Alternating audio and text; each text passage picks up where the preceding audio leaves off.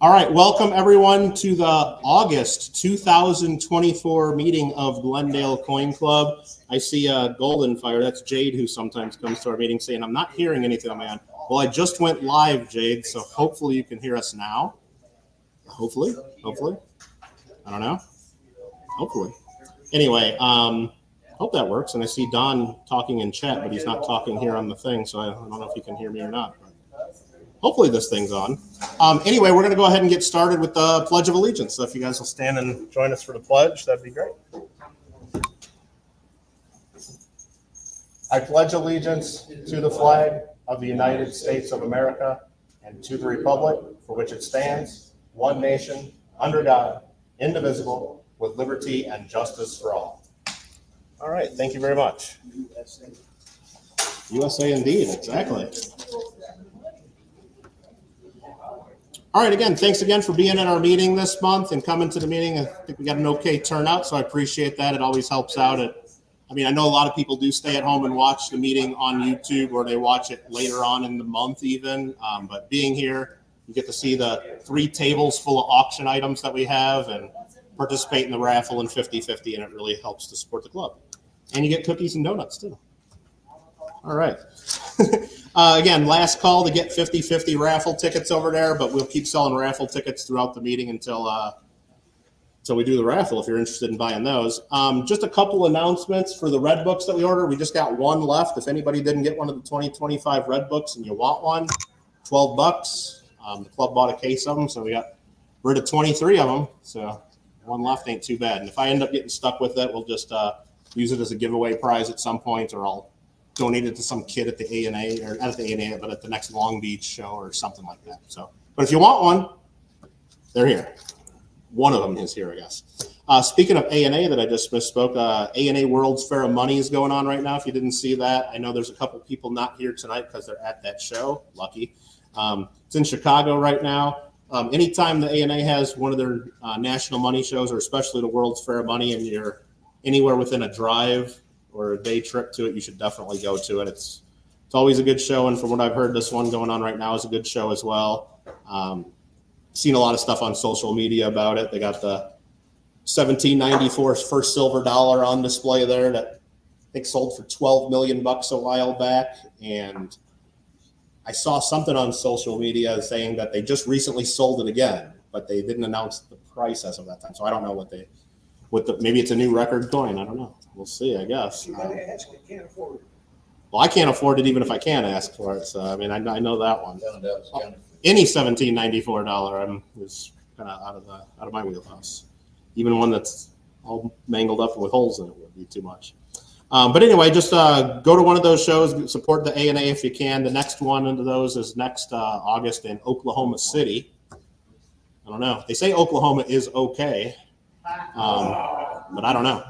I don't know if I'm going to be going to that one. Maybe you guys, well, maybe I will go to Oklahoma City. And then after that, they announced that the 2026 show, August, is going to be in Pittsburgh. So there you go. Phil, you want us to show your address there to everybody? Is that no? Phil wants to. This is a show that's coming up. We'll mention that in just a second.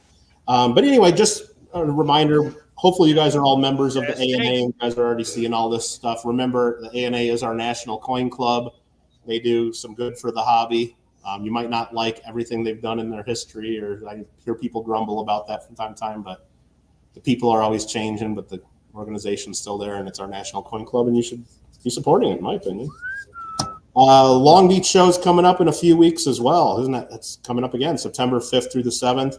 I recommend you guys attend. It's our big show that we have in our area, and it's you see a lot of dealers that you don't see at the local shows. And if you have any kids, bring them Saturday for the kids' treasure hunt. The last few shows that I've done there, the attendance, especially on Saturday by the kids, has been kind of lower than usual. I hope it's not like a new normal or anything. Hopefully that picks back up, but it'd be nice to see more people involved in that. And so if you know any younger collectors under 18, bring them to the show and they get a bunch of free stuff. And maybe they'll have a little fun. I don't know. Other upcoming shows, Phil reminded us this, and I had that in my notes here too. This is one coming up, and there we go. South Bay show, they call it. This one's next weekend, I guess. Wow, August 17th. It's coming up in Gardena. South Bay show, they're calling that one. Other than that, we got, again, I said Long Beach, the 5th through the 7th of September. The weekend right after that is Buena Park. That'd be the 14th and 15th of September. And then I know Richard's got a show in Van Nuys at the end of September, the last Sunday, I think it is. Or is he? Yeah, he does his last Sunday of September. And then the next month, the last Sunday of October, is our Glendale Coin Club show in Van Nuys. So lots coming up, and you should participate in all of it if you can. Support all your dealers and support the clubs and do what you can to support the hobby, because if you don't, we'll end up like dumb stamp collectors and have no club at all. Not going to pick on the stamp guys too much. Anybody else have any other announcements? Any guests want to introduce themselves to the club, or anything else to say before we move on? Forgetting anything? No? Okay. How about let's do 50-50 drawing. You want to pick one of those white tickets out of the box, Matt, or have someone else pick it if you feel like you want to, or however you want to do it. We collected $55 in the 50-50, so it's $27.50 to the club, $27.50 to the winner. So probably just round it up to $28 because I don't have any quarters. We're a coin club and I don't have any coins. But thanks for buying the tickets for that. Again, half the money goes to the club, half is going to go to the winner here, and definitely helps with the refreshments. And we spend a few bucks a month on the internet to broadcast this through this program, and it definitely helps out. So thanks for the support. 617700. That's not me.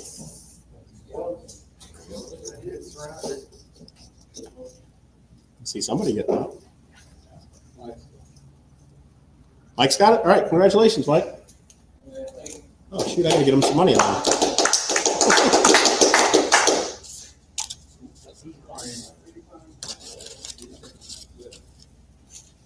There's $28 for Mike. Thank you. Congratulations, Mike. Thank you. All right, and then you want to pick one of the red tickets as well. We'll do an early bird prize for 6 more raffle tickets. You see that strip of 6 right there under those first few coins? That'll go to the winner. And the other half's already in there. These are your red tickets you bought for the regular raffle. 9137. Wait, yeah, 913793. 793. That's me. Okay. That's me. Wait a minute. It is. I can show you the ticket, but I get 6 extra tickets now. Yeah. It's one of these in here. Yeah. Here's my numbers. Sounds good. All right. Nobody else got up, right? Okay. All right. Well, thank you for the early bird prize. We appreciate that. All right. I think that's about it. Meeting's adjourned. No, we got a program tonight. Again, I apologize on the email last month. I said that I'd be doing like a coin identification challenge game. It's because we just didn't hear back from the speaker in time, and there was a little bit of miscommunication there. And then the day of the talk, it all worked out. So I was wrong last month. And then this month, I put the same information in there because I thought I would just do it this month. And then again, there must have been a miscommunication along the way because we have a guest speaker tonight as well. And our guest speaker tonight is Dennis Rocklein. He's going to be talking about a lesser known area of U.S. paper money collecting called World War II Philippines Guerilla currency. So those of you guys that are fans of the apes and fans of monkeys and simians and whatever you want to call it, that's a different gorilla. All right. Dennis, if there was anything else you wanted to say, introduce yourself. I mean, it's going to take me a second to pop this up on the screen, and then we'll go from there. But thank you. Hi, I'm Dennis Rocklein. I'm a has-been here. I was president of this club probably before most of you were active. I think there are 2 members that are still active, that are still members that were members when I was president. It was that long ago. My topic tonight is Philippine emergency and guerrilla currency. Now, you're always thinking of it as being guerrilla currency, but most of it is emergency currency. It was authorized by the president of the Philippine Commonwealth, which was part of the United States. So technically, this paper money is all U.S. paper money. I'm trying here, Dennis. I'm trying to figure out how to share this real quick. Make sure everyone's seeing it at home. Sorry about that. I think that will work there. Make that full screen, and we'll do this. And then I'll make sure on my phone that it's looking good. Sorry about that. Anyhow, the first picture, I have a bunch of this stuff because I've collected it for years. Because I was in the Philippines when I was in the service. And those are a few of my notes. And you notice they look all kinds of different ways, but they came basically from the military units that were hiding from the Japanese, or cities that were authorized by the president of the Philippines, Luzon, who had been on Corregidor with MacArthur, to issue currency. Next. Sorry, I gotta fix this. It's not looking right online real quick. Let me just, did one thing wrong there. I'm sorry. That's okay. Let me try Next, that we're going to again. start with a couple of maps, because to understand this area, you have to understand the map of the Philippines, which has about 7,000 islands. Remember, these were 7,000 islands that were part of the United States. This worked fine for us last time. I'm sorry, guys. By the way, this talk might be long. If it gets too long, cut me off. At the knees? Now, No, at the neck, okay. Here is the map from the World Atlas of the Philippines. The next I'm messing map, you up again. Sorry about that. It's just not showing up. Let me try one more thing. Let me just share the entire screen of what we're doing here. And then we'll go here and hit play, and then that should work. I hope. there might be hope. I hope. I'll see in just a second when it shows up here. Perfect. Sorry about that. That is Yay! technical difficulties. Hooray to our president for handling the technical part. You can see from north to south, 7,000 islands, some of them big, some of them small. Some of them I've recently flown over, and they're interesting. Now, some of this is guerrilla currency. In 1945, according to our National Archives, there were military districts. And you can't read it on this map, but it says who is in charge of the various military districts. And some of those people actually signed some of the guerrilla currency during the war.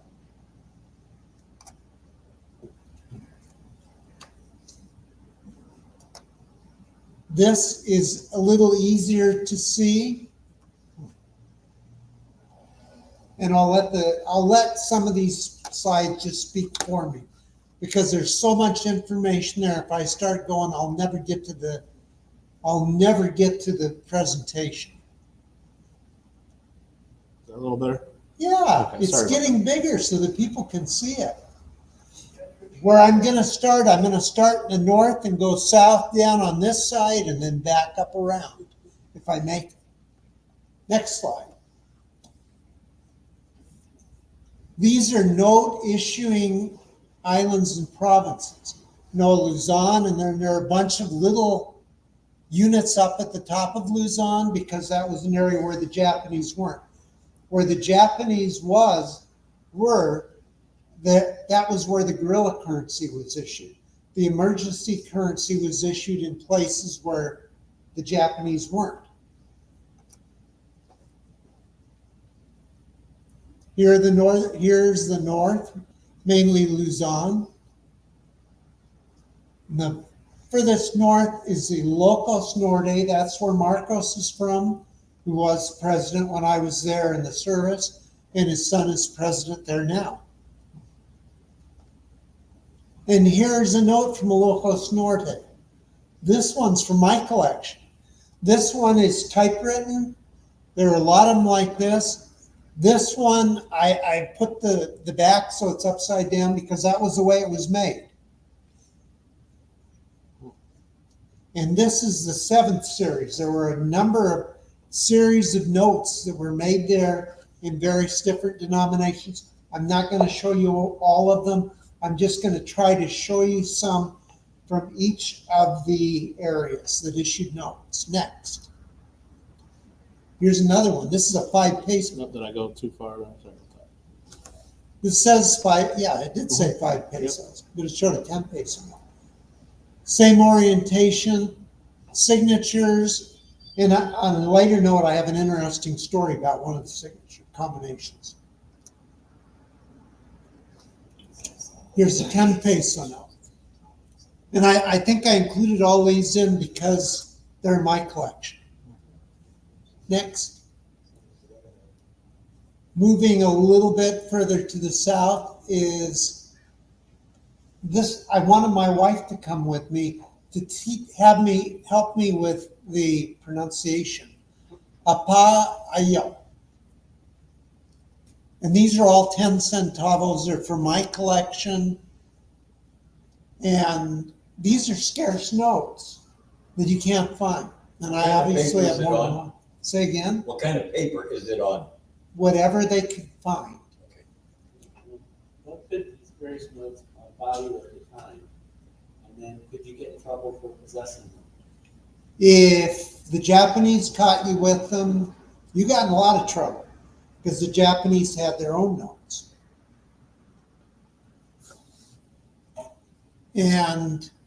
But if you had the Japanese notes in the area where it was not Japanese, you get in trouble for having the Japanese notes. So you couldn't really win.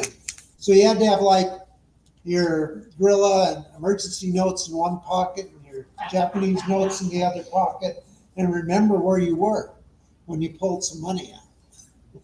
So it was a very unusual circumstance. Are these used for commerce? Say again? Used for commerce? Yes, these were used for commerce in the areas that weren't controlled by the Japanese. And some of them did fall into the hands of the Japanese too. And then they did funny things with them. You'll notice that all of these have like a seal on them, which was done for security measure. Because when you're just typing stuff up on a lousy piece of paper, whatever you can get, the security is lacking. Next. Here's a 20 centavo from a different issue. Looks completely different. These are printed. The paper is much worse. And so far, even though these notes are from my collection, these are in great shape. What's the size, the actual size, about stamp? That one is like 3 stamps. Some of them are the size of regular currency, and some of them are real tiny. Being that that's 20 cent note, it doesn't 20 centavo note. Doesn't need to be too big. Next. Here's another one done with the typewriter, like some of the first ones that we saw. This is from another issue, and this is a 10 peso note. And you notice how everything is really clear. This is not from my collection. I found this one online. What's interesting, I found one online that I know that's in here. And I realized afterwards the information they had online is incorrect. So it's in my program incorrect. Next. I messed that up there. Okay. Here's one with a stamp on it from Cagayan, also in northern Luzon. And this one you can see is in pretty bad shape, but this was offered online by the seller I have listed there for $105. So it's a fairly scarce note, and 4 pesos is unusual. And there's yet nice signatures on it. More from a different issue from Cagayan. These notes are really common. These are junk box notes, very tiny. Next. This is like the size of a regular dollar bill, Philippine size. This one is from my collection, and it's been hole canceled. Next.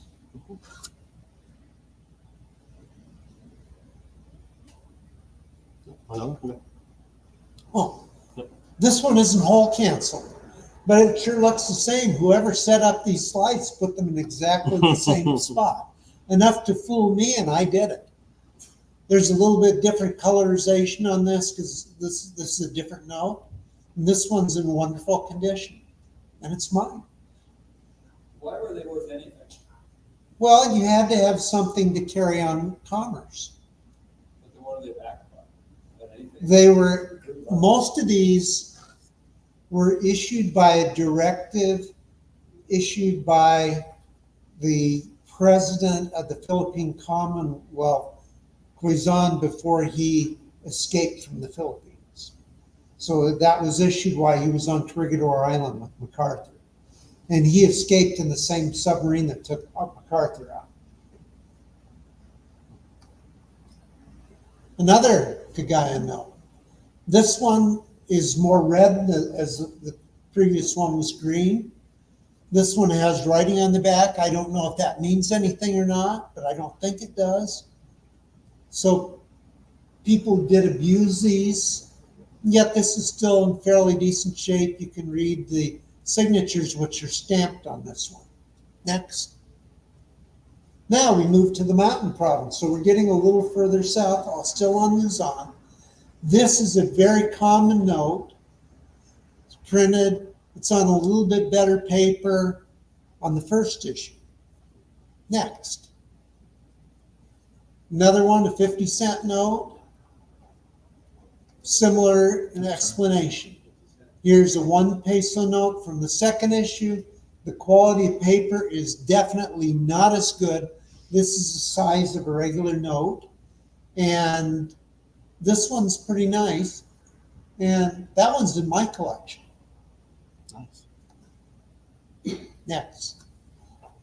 We're already to the next one. Yeah, we flipped it too. Yeah. Here's a 2 peso. I set all these up so that they're exactly the same, which is as confusing as all get out. As you can see, this one is not in that great a shape. This is a lot of these things are really rags, and this borders on being a rag. Next. 5 pesos. This one's nice. Once again, this is mine, but all these mountain province notes are common.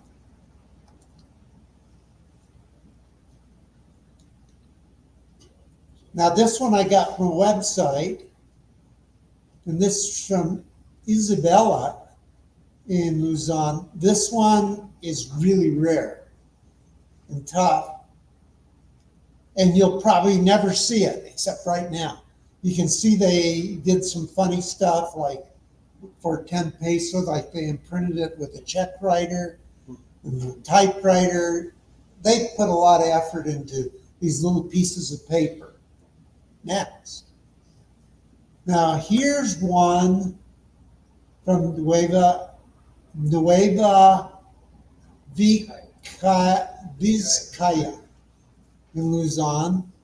And this one was offered on eBay for $575. So this is a rare note. And you can see it's just a piece of paper with some typing and a couple of stamps on it. And I think the signatures are stamped also. So some of these things are really rare and you're probably not going to see them. Next. Here's a graded one. This is not in my collection. This is World Bank notes. And you can see that there's not much to this one. I don't know the size of this one because I only have it as a picture from the internet. What's interesting, this has a Japanese countermark on it. So this is one that was taken by the Japanese and put back in use to support them. And if I remember correctly, this sugar estate, which is just south of Manila, was actually founded under the Japanese. So maybe they had something to do with the issuance of this note to begin with. So it's interesting that it's in there, but it falls in the category of an emergency note. Now this one here is the Luzon military. This is signed by U.S. Army officers, and this is the size of a regular piece of paper money. Very rare, but signed by U.S. military. This is a guerrilla currency. This one and the next one, which is a higher denomination, are some of the biggest denominations of guerrilla currency that were issued during World War II. And I have never seen any of these. I've been looking. So would the military use these to pay people? Yes, they had expenses too, even though they were hiding out in the hills, they still had expenses. When you're in the military, you have a unit and everybody has to be fed, and food is not free. Funny about that. Had to buy a lot of rice. And apparently people had to take it too, because it says right on there, refuse this emergency currency is punishable by law. So you had to take it. And that's the military giving it to you. Yes. Yeah. Yeah, I guess if you refuse, there might be some consequences. So you don't want to refuse anything from the military during wartime. Now, I flew over Mindoro Island when I was just in the Philippines. It's a pretty good size island. There's one municipal issue, and in the old book, there's a copy of that note, but I tried to copy it out of the book and just, there's nothing. That note is in a museum in Boston. So some of these notes are really rare. And that island is pretty sparsely populated even today. So I don't know how many they actually made. Now, these are one-sided notes. We have a 1 peso and a 5 centavo note. They look like they're pretty scarce. I have never seen any of these, and I did get them on a website. Where I've gotten the notes from someplace else, I'm always crediting the website that I got it from. And where I got it from eBay sellers, I said, hey, can I use your note in my program? And they said, yes, and tell them it's who it's from. And there are some rare notes I get to have in here as a result. Next. Province of Masbate, this is another island. So we're starting to get on other islands again. This one is to the southwest of Manila and Luzon. This one looks like it was printed uniface, stamped on the back, and pretty simple note, real easy to counterfeit. And counterfeiting was a problem. Here's another one. This is from a mining company on Masbate. Masbate, yes. I think that's pronounced correctly.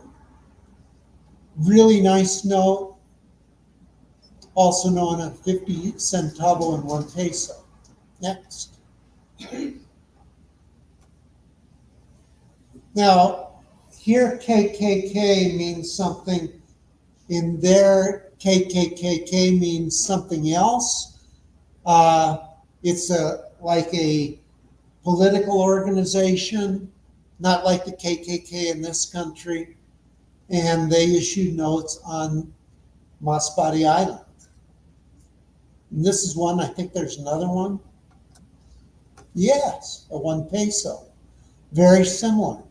No signatures or anything on this. They have printed serial numbers. Like it says loose change on them. It's kind of fun. Yes. Now, this is a map from the National Archives. This basically shows the southern Philippines. Luzon would be north of this picture, and actually Samar, only about the half of it is shown.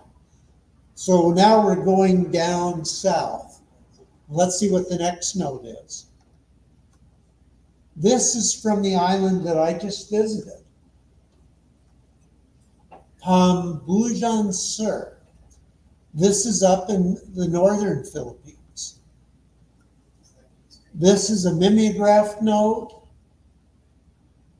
with stamped signatures and seal on the back. This, I don't know if this one is Guerilla or emergency currency, truthfully, but it's in my collection. Next, another one, 50 centavo note. And then a 5 peso note. So I get to show off my own notes. That one's not the greatest of shape. This one is special to me because I just spent time in Quebec City. This is actually a note that was issued for Cebu City, and there's the marking over there with Julio C. Amoris name on there. He was one of the bigwigs in Quebec City.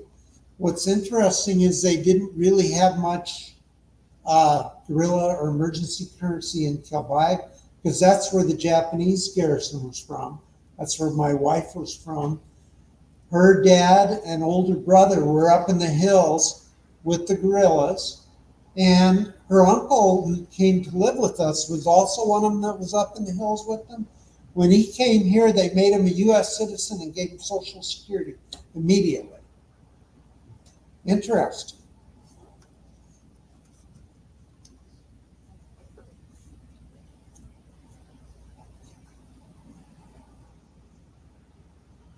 What this is supposed to be is places where something is missing on this slide.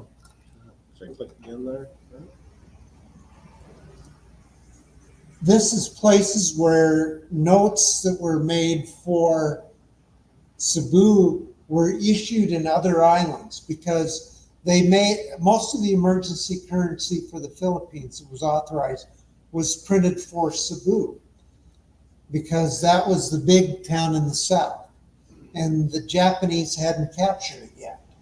And so they had pallets of money, and at one point the Japanese came and they ran off and left the money, but they left the bonfire. So theoretically you can see some of this stuff that is singed because they tried to burn it. And you'll also find it with other notations on it, indicating it's for other places. And there's supposed to be a header on that. When did the Japanese invade the Philippines? December 10th, I think, 41. They got there right, they invaded Ilocos Norte in the north, and then just went south. Just a couple days after Pearl Harbor. Yes. All right. Yeah, they were in full speed ahead, you might say. And the poor Filipinos weren't ready. Brigador was pretty well defended and they couldn't get to it, but they bombarded it enough. Has anybody ever been able to visit there other than me? Where? Brigador Island at the entrance to Manila Bay. Yeah. It's pretty much a shambles. Everything that was there is just wreckage. Spent a lot of time at Pacific Bay, Okay, so you were in the Navy too? sort of, Say again? sort of, Oh. What were you in? Marine Corps. Oh, we have 2 Marines here. That's good. Thank you. I appreciate anyone who served. And on the ship I was on, there were Marines. I lived with them. Here's one from Misamis Occidental. This is one of the little islands out in the middle of the Philippines. This is a printed note. You can see it's got some problems, but it's otherwise not in bad shape. Next. Here's a 2 peso note. I think these are relatively common because they're from my collection. And this one, everything is printed. The signatures are real strong. And by the way, when I went through Samar, somehow we missed a note that had signatures that were strong. And when my wife saw that note, this is a good story. She looked at the note and said, "Oh, yuck." Now, why would she do that? Because it wasn't from the town where she was. It was from a town up to the north. And there were 3 nice, strong signatures on it. that she could read, and she knew who those people were. Because in the 50s, when she was a kid growing up, those guys who had signed these notes, and where if they had been caught by the Japanese, they would have been shortened a little bit. They were now the town drunks in Kelbaya. And my wife's mother was a lay nun. She was very religious. She made the kids wash the feet of the homeless and the town drunks. That's how my wife knew who those people were. That's why she said, yeah. By the way, she also said that my Samar notes would have to go in the museum. It's in Kelbaya. I went there and visited. They have no interest whatsoever. And they're all good notes. They're notes that are worth $100 or more, so I get to keep them. And why would they have no interest in it? They just don't want to talk about it? They have interest in other things, but not that they don't care about Gotcha. World War II stuff. It's fast. Yeah. Another note, this one also is aligned differently on the back, which is why I put it in upside down. This is another island that's out in the middle of the central Philippines. Next. This is back on Samar again. This is East Oris. This is up in the north. And this note is very interesting. It does have some completely illegible cancellations on the back that might mean that it was paid out or redeemed or no good. And you can see the front is printed through the back, so there really wasn't a back on this note. Next. Here's another Oris note, very similar. Once again, the stamp on the back is illegible. A lot of the note is, in fact, illegible. And here's from Taft, named after President Taft. And this is another Samar note. This is similar to one. You see, this was put on a piece of scrap paper, and this was on sale on the internet for $335. Next. And then there's Kaliba, Kalbika, West Samar, which is near to where my wife was from, where we just visited. This is another note that is scarce, although this is mimeographed and does have real signatures on it. And this one they wanted $180 for. Base is in southern Samar. That's a town where my father-in-law was actually from. And that's where Imelda Marcos is actually from. And they were related. And this note is in my collection, and it's terrible, but it's really a rare note. But it does have some good signatures on it. Next. That's not cool. Oh. Yeah, this is the 50. The last one was a 5. Okay, we're progressing. Here's a 50 centavo note, not for my collection. This one's a lot nicer than the one I have. But this one was for sale for $121. So some of these scarce notes are actually worth something. This is an interesting town, Balanghiga, in southern Samar. This was a town that was very independent. There was an American garrison there during the Spanish Rebellion or the Filipino Rebellion. And a number of the Americans were killed by the people in the town. And then the Americans killed most of the people that were still in the town in retribution. And then they had to get out of the area because they didn't get everybody, and they went up to Kelbaya, and they were actually stationed in the building where the museum is in Kelbaya that I visited that has no interest in these notes. Next. Here are a couple more notes from there. It must be from my collection. Got two consecutive there.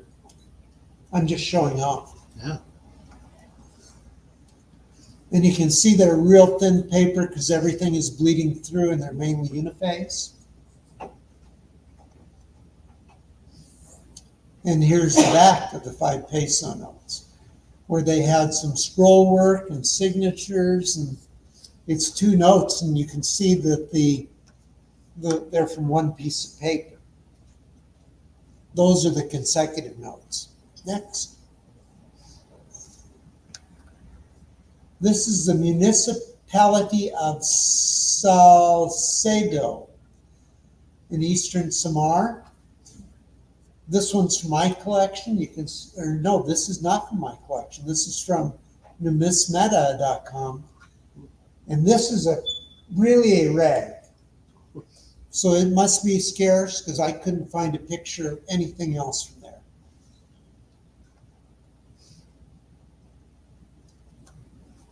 And these are from Guion and Samar, 2 different issues, 10 centavos. Not the greatest of condition, but they survived. I think there's a 40, they're both from 43 different issues. Next. Now, a 20 centavo note from the same place. Next. And I guess I'm showing off, these must be my notes. I've got 50-cent notes also. Another 50-cent note, voter's affidavit on the back. So they used any old piece of paper they can get. This is really emergency currency. Next, a 1 peso note, uniface, really neat. Next, and a 2 peso note. This one is really nice, and this one looks like it might be mine. The last one wasn't. So I'll take the good one. Now this is a Guerilla note. It's hard to find any reference to any of these. I did find this online. It's really hard to tell what we have here. And that's kind of what you might have to collect if you're interested in collecting this. Normally I didn't overlap the notes, but I wanted them big enough so that they could be seen. And I'm sure I covered up detail, but I couldn't see it anyhow, even holding it right in front of my face with the magnifying glass. This is truly a rag. And here's another one. Same thing, different color ink.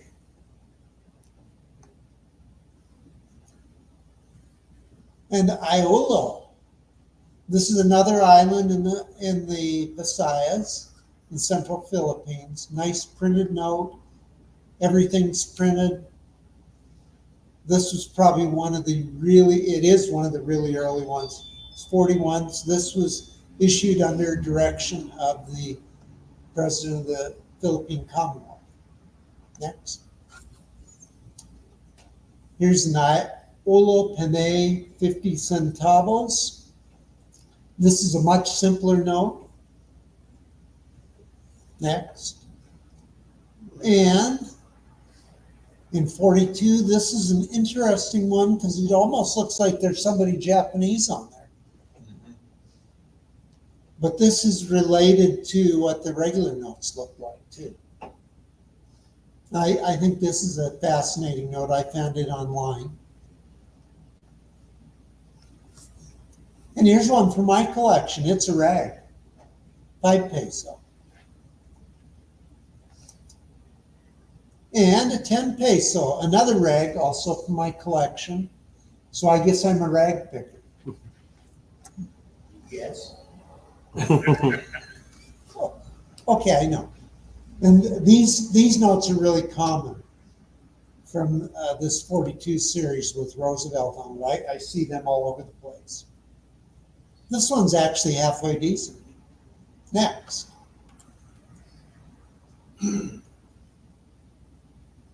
Can anybody tell what that rag is? It's from Capiz, Panay. Panay is the island. Capiz is the town. And That's in my collection. That's a rag, right? Next. This is a much more common note from Negros Occidental, another island in the Visayas. And interestingly, they all speak the same language, or enough that you can understand it.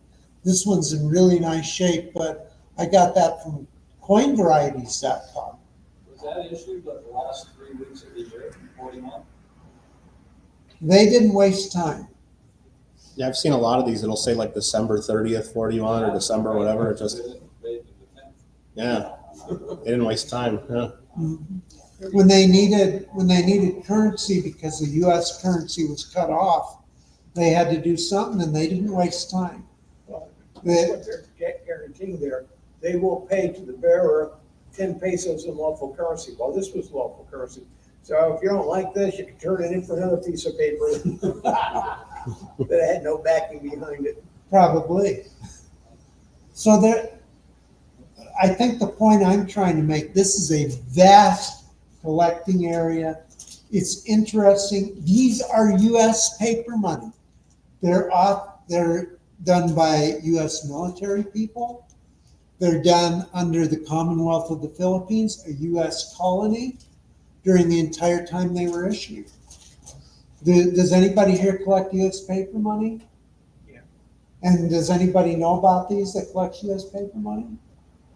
I'm seeing a mark like this, and it's getting smaller. Next. Here's a 5 centavo. This is also a common note, but a real nice one. And that's for my collection. Next. This one's not for my collection. I don't have anything graded. Negros Occidental, also from the Visayas. These are Negros, a 1 peso and a 5 peso from 44 and 43, respectively. I think those are nice notes for what these are. Next. And a 1944 Negros 10 peso. The paper is really bad on this one, but it's not in bad shape. And now we're to Cebu. Here's where I'm going to find the note that's misidentified. The first stuff that was issued in the Philippines was from Cebu, because that was like the southern capital. Next slide. And here's a 1 peso from 41. Next. And a 10 peso from 41. And that's December 29th, 41. Next. And the 20 centavo of December 29th, 41. And this is the one that might be good. You see over on the back here, there are a bunch of illegible writing. And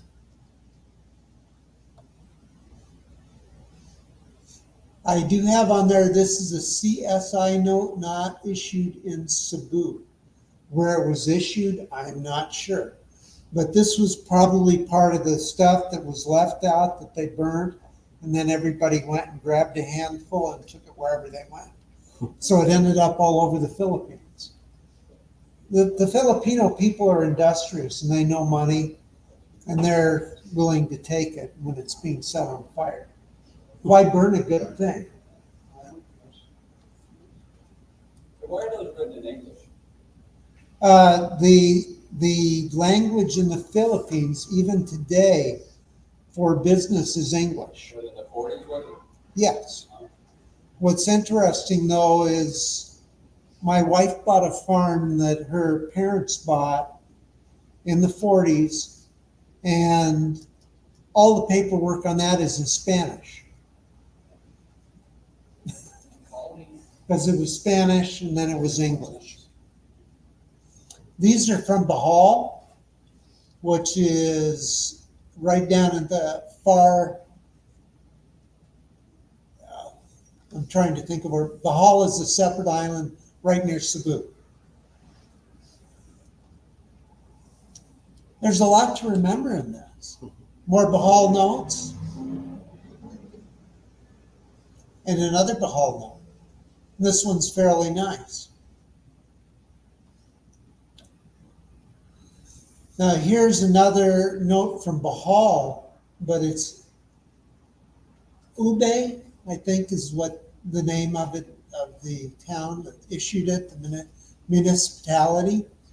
And this one was on sale on the internet for $150, and it's an unlisted note. So unless you saw that listing online, it's a unique note, unless somebody else has a bunch hidden away. Now this is from Tacloban on Leyte.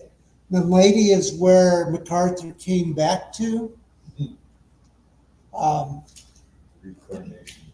Tacloban is up at the north end, and there's a bay that funnels straight into it. And they had a tidal wave go up there and wipe out a good part of the town not too long ago. And it's interesting, but that is the commercial center of Leyte. Next.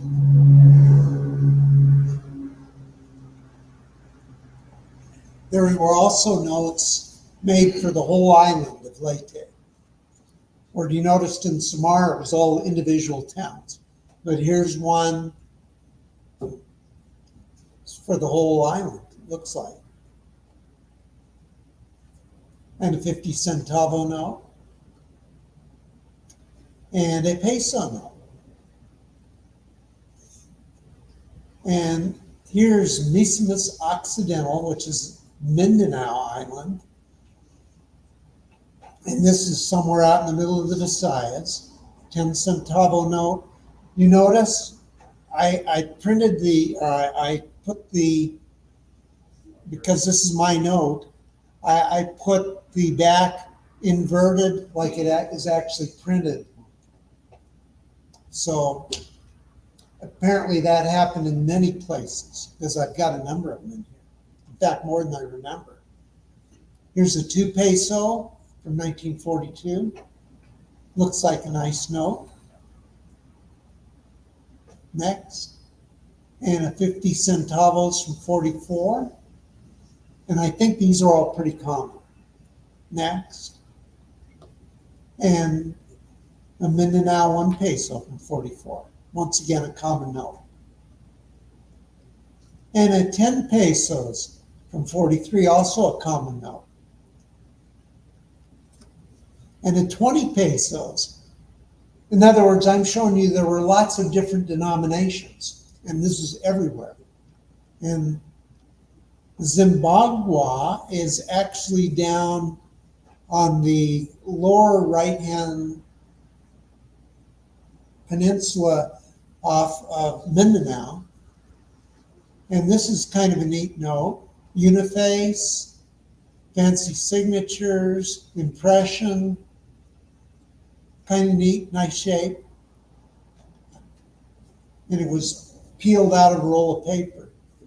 Here is a Guerilla note, 109th Division, U.S. Philippine Independent Forces, James R. Freestag, I guess. I'd like that to be Forstall, because then he was famous. But here's an actual Guerilla note. A lot of these are municipal notes or emergency currency. Next.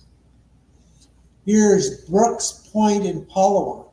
This is an island that's now on the outside, on the west side. This is right next to the area where the China is claiming the ocean.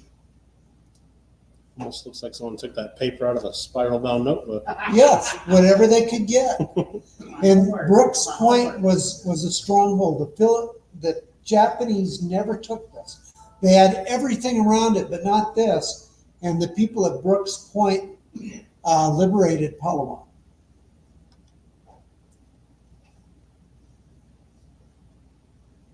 This one, I can't remember where this is, but I think this is another little tiny island. out in the middle of there, just north of Palawan. This one was on sale for $80, and it's pretty awful. So it must be a rare note. Now, you know that they had a leper colony in the Philippines? Yeah. In fact, it's a whole island. And they had to issue emergency currency too, because their funding got cut off. And they had commerce there, and they issued emergency currency, and this one was offered on the internet for $135. Uniface with a health department notification on the back. I guess that was for security. Here's the 1 peso, also pretty scarce. And some of the things that I used as reference. We got through the whole thing. Was that too long? No, it was great. Go back to the references. Uh-oh. There we go. Dr. Kenneth Berger is down in San Diego. He has just issued a new book that I didn't have for this. And you notice I'm quoting him twice. I did find one of his books on the Newman Numismatic Portal.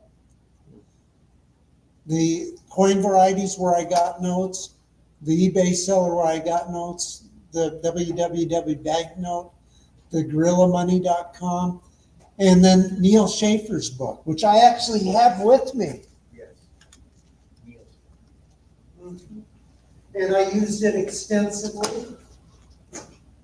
I was supposed to get that out before I talked. Right here, is it one? Oh.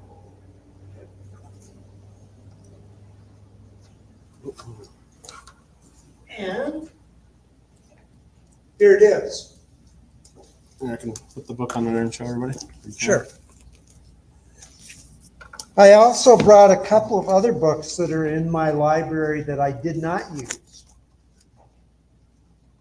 And so I would guess even the books are unusual. Much less the speaker. Say again? Much less the speaker. Probably. Believe it or not, I put a year into putting this together. I feel very disorganized. How long did it take you to collect it? I've probably been collecting this stuff since the 70s. 1970 or when you were 70? 1970. Well, very cool, Dennis. Are there any questions? Got a couple of them.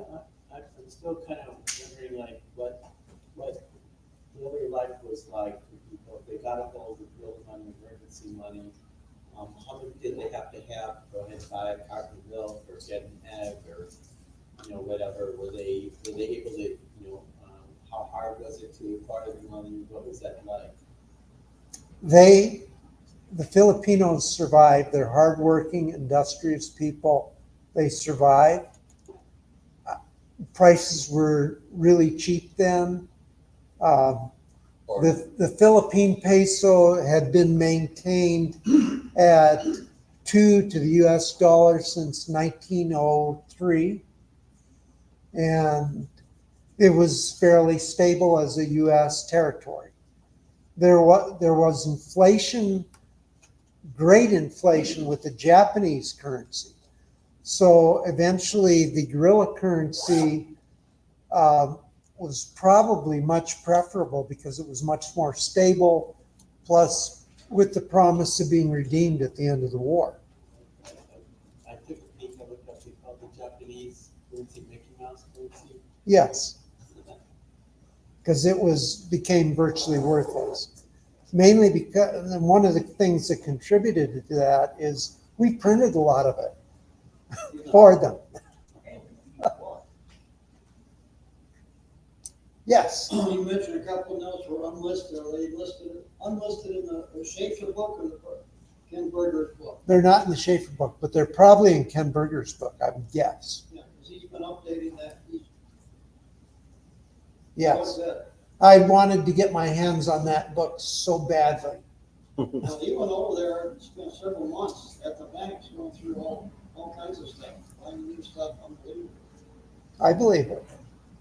I know that there are supposedly still hordes of that stuff some places in the Philippines. I know that Basso, who wrote the book, had a whole house full of the stuff.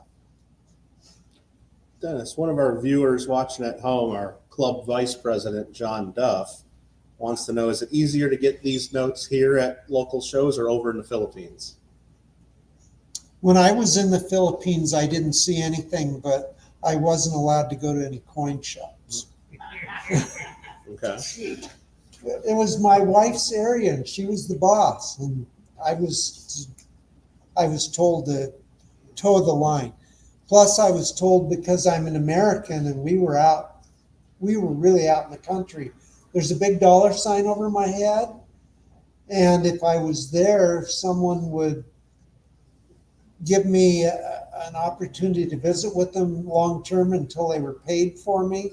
And my wife said that they weren't getting anything from her.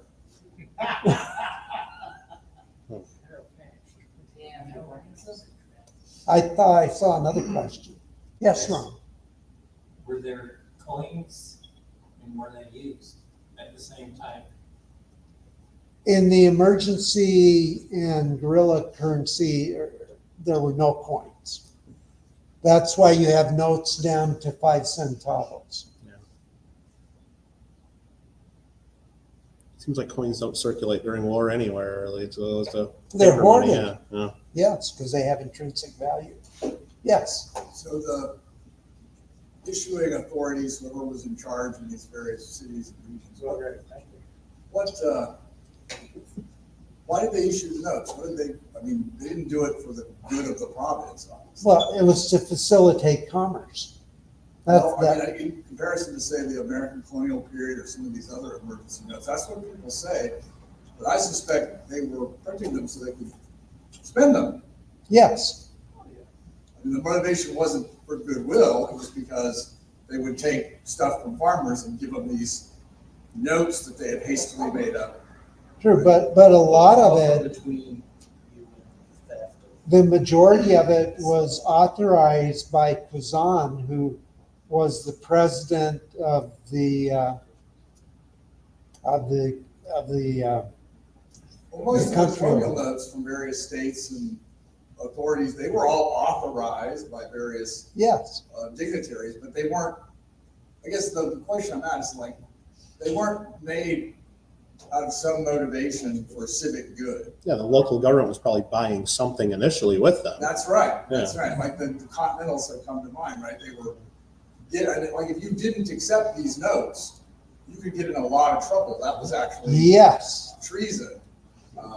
But it was kind of a veneer, like James said, over what kind of amounted to just taking stuff from people. Yes. And also, for the guerrilla notes, the lesson of history #1: always pay your troops.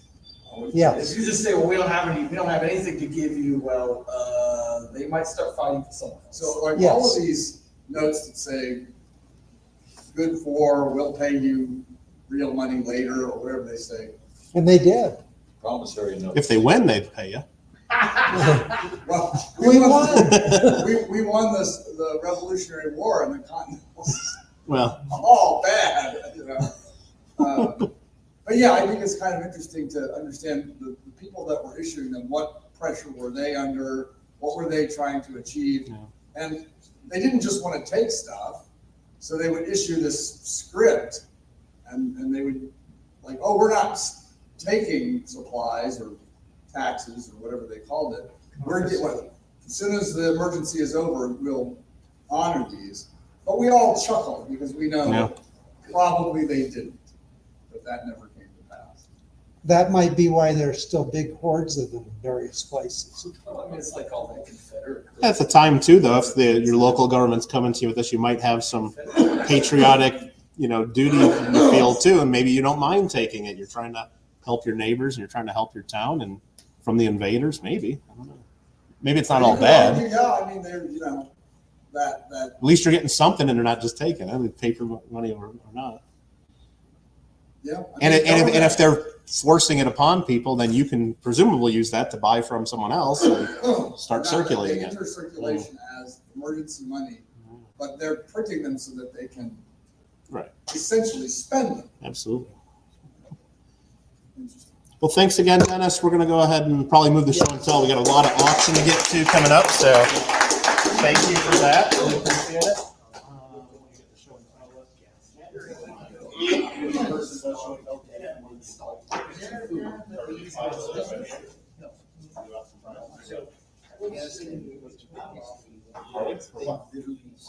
Want to put show and tell?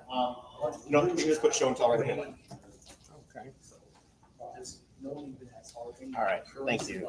First up for show and tell is Dennis Mack. And when we do our show and tell items, since we got so much auction stuff up there, if you guys want to just put the show and tell over here for people to see, that'll be great too.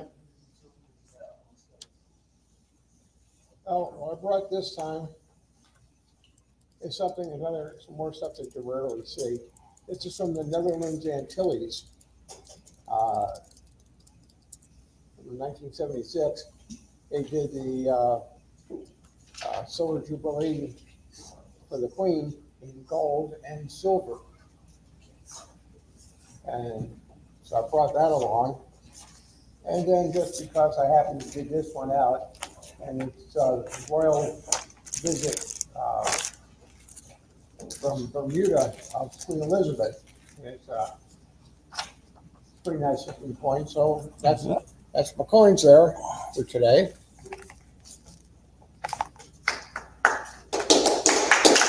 Very nice. Well, thank you, Dennis. And if you guys do a show and tell, Matt is going to give you a white ticket there, so you can get some extra raffle tickets maybe if you get lucky there. So make sure you pick those up. There you go. I know Mr. Marmello watching loves this one. He loves anything with the Queen on it. All right, next up will be Steve Sussman.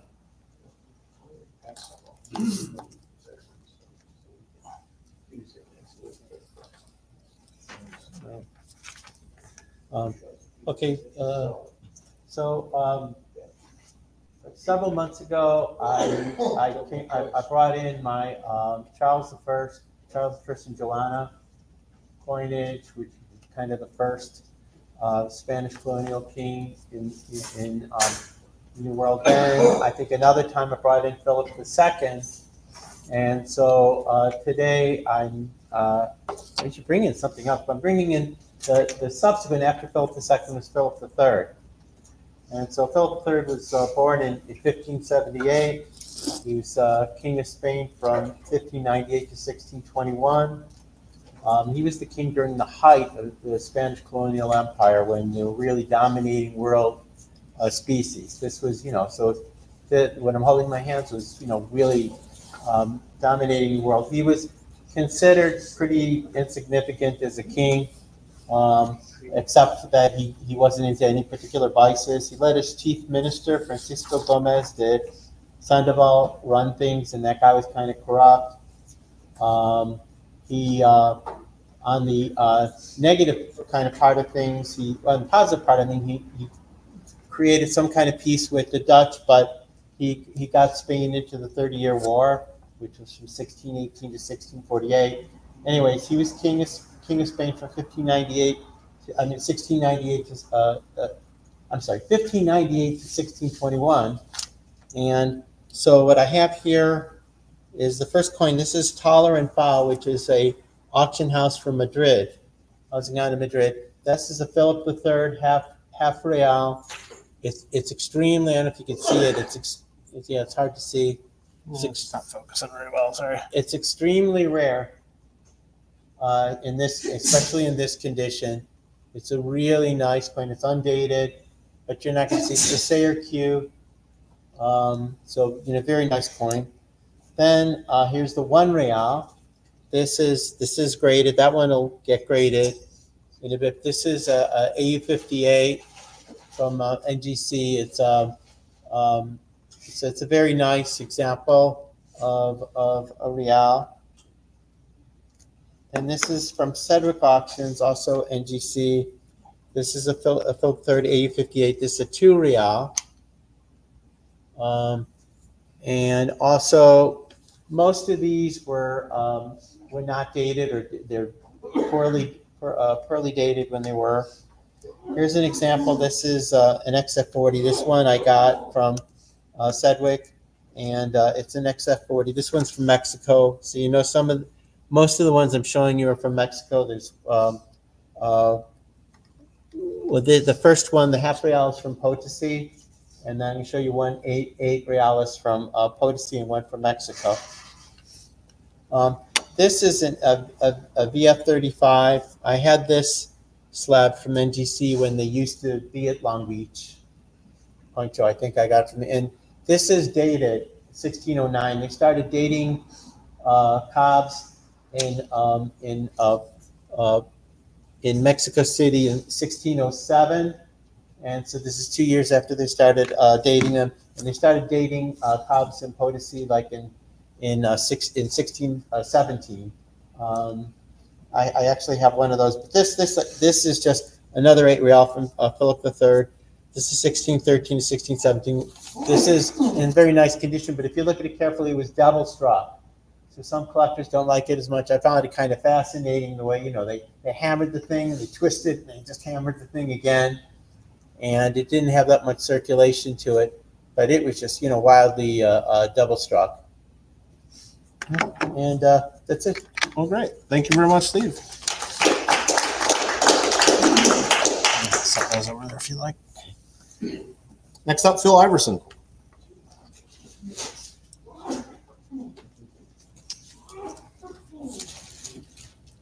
Over here.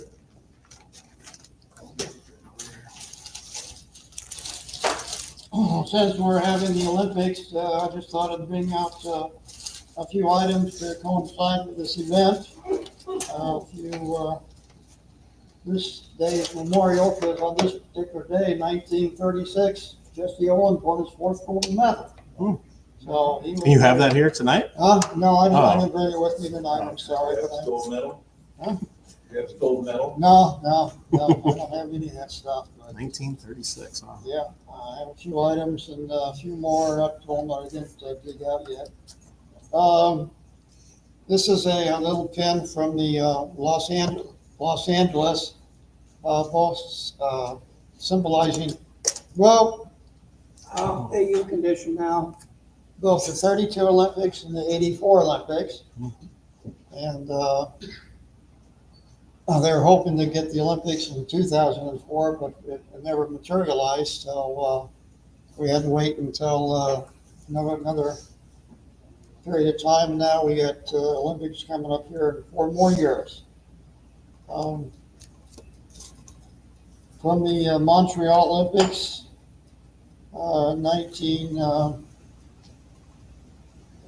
76, right?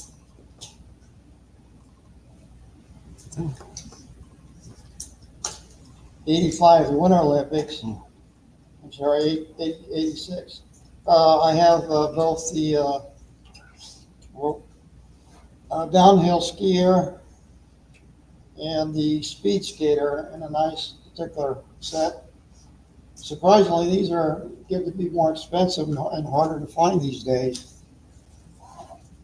From 1972 Olympics, a German 10 frame. Calgary, 88, it says on this. Okay, Calgary 88, that's right.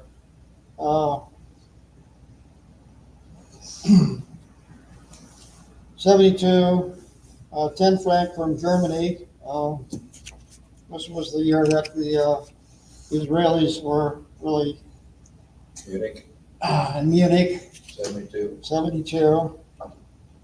This particular one is from the Hamburg Mint. There's a series of also 3 other mints that produce these. This is a Philadelphia numismatic cover, and only 500 of these were made. Oh, it's $4.99 now. That was quite neat.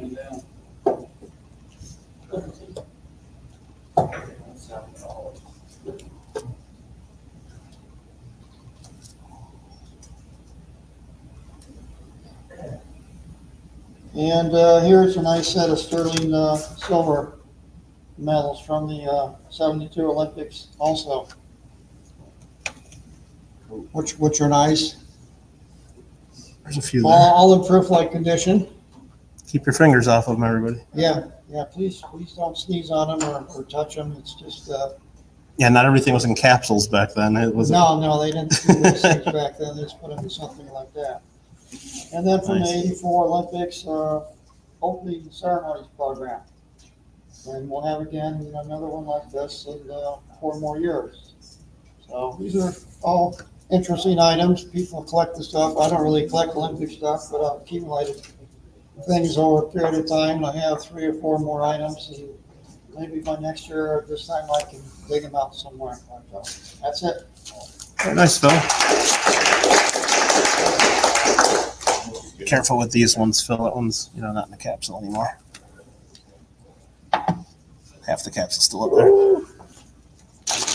there. Next up after this is going to be Michael Kittle, show and tell. And let's see where that got it? Okay.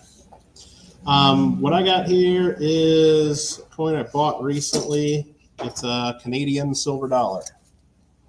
And it's 1953, and I bought it because it had some colorful toning on it, and just first year of issue for Queen Elizabeth II. And I like Canadian coins too. So there we go. That's pretty much it.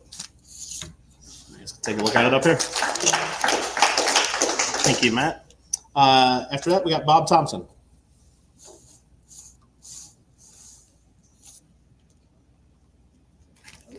Drop the ticket. Oh my goodness. It's a winner. That could have been the winner too. Or still might be.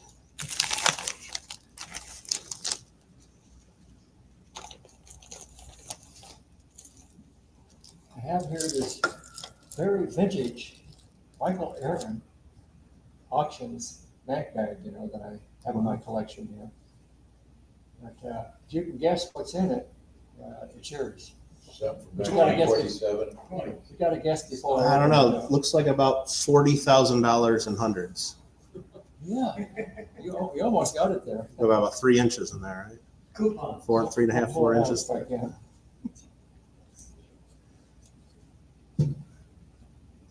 You're close there, Mike. Am I? You're close there. So I get to keep it? Incest. There we go. Oh, it's not hundreds. Darn. Now, back 55 years ago, when I went to the bank and purchased a brick of $1 notes, that would be 500 brand new ones, and then I had them encapsulated in lucite. Should have guessed ones. Should have guessed ones. They're not defaced, I guess. They're not really breaking the This law. is series 1969, so it was 55 years ago, on this very date. And if you believe that, I've got 100 more stories I can tell you too. But anyway, it was something unusual that I did buy about 55 years ago. Wow. And I never opened it to see if there really were 500 in here or not. But, you could probably guess. So anyways, 1969 series. Those notes are probably worth. Well, I'm guessing if you paid less than $500 for it. Yeah, you started on there. I'm guessing if you paid less than $500 for this, then I was wondering why they charged me so much for it. Yeah. Anyway, that's my story, and I'm. it's a nice sticking to it. paperweight for your desk, though, isn't it? Yeah. Okay, thank you. Thanks, Bobcat. All right. Next up, we have James Thompson.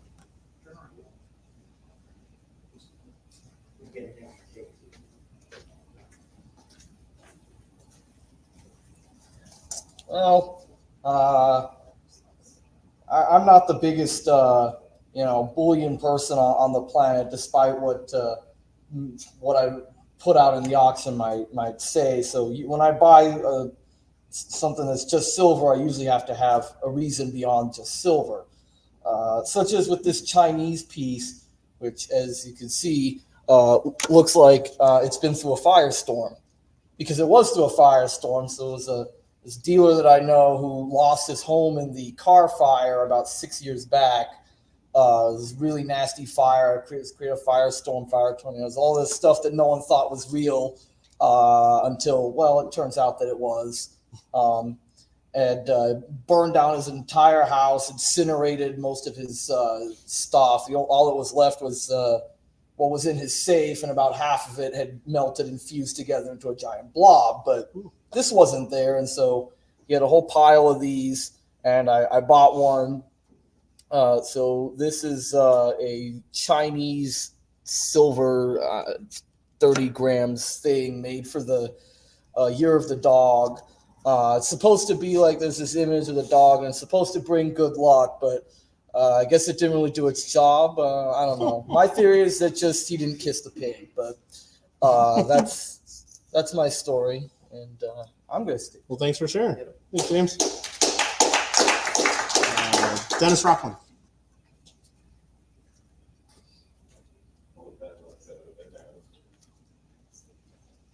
I brought in a token from the San Fernando Valley. It's SAN and the N is backwards, Vista Oil Company. And it's 2417 San Fernando Road. And the token catalog online lists this as being for Burbank. However, I can remember we used to go to this place. And it wasn't in Burbank. It was in Somar. All right, thanks, Dennis. Did anybody else have a show and tell that they wanted to come up and present? Greg, come on up. Did I miss your name on here, or did we just not do it? I thought I signed up.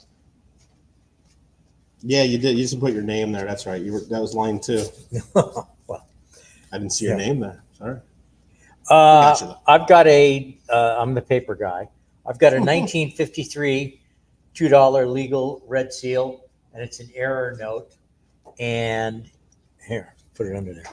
It's an error note, and you can tell that there's some additional paper at the top. And what happened during cutting the, I'm assuming that was the top note of a sheet. It got folded over, and when it got cut, it was folded, and then when it was finished, it got unfolded, and it actually has like a tag on the top, and that's a 53 star note, which is a replacement note, which they use to replace error notes in the process, and it's a red seal, and it's a 1953.